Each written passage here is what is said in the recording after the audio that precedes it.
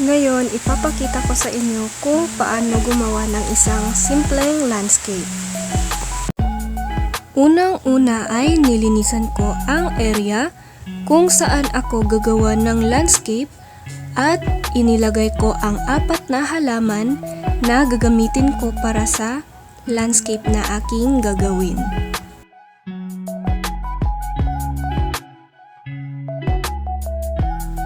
Pagkatapos ay binungkal ko ang lupa gamit ang bolo.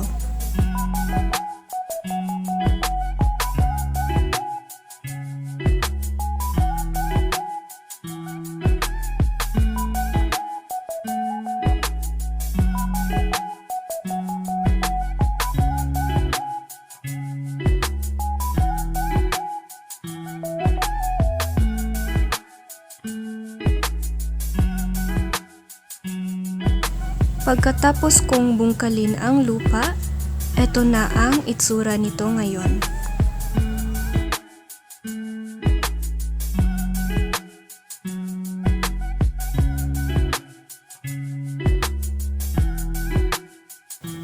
Pagkatapos ay inangat ko ang lupa pataas upang lumebel ito sapat at magkaroon ito ng hugis.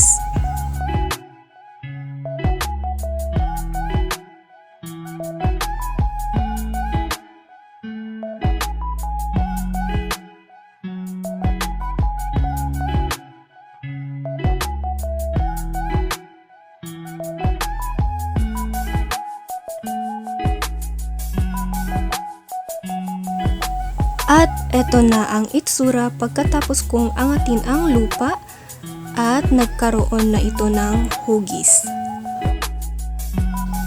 Ngayon, eto ang mga inihanda kong mga bato para ilagay sa ibabaw ng lupa ng landscape na aking gagawin para magkaroon ito ng disenyo. Ngayon, inilalagay ko na o pinapatong ko na ang mga bato sa ibabaw ng lupa.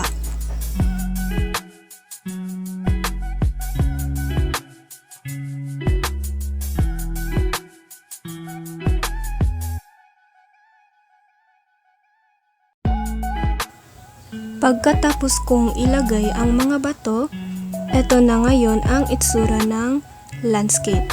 At hindi pa yan tapos dahil lalagyan ko pa yan ng halaman at lalagyan ko rin ng bato para matapos na ang landscape na aking gagawin.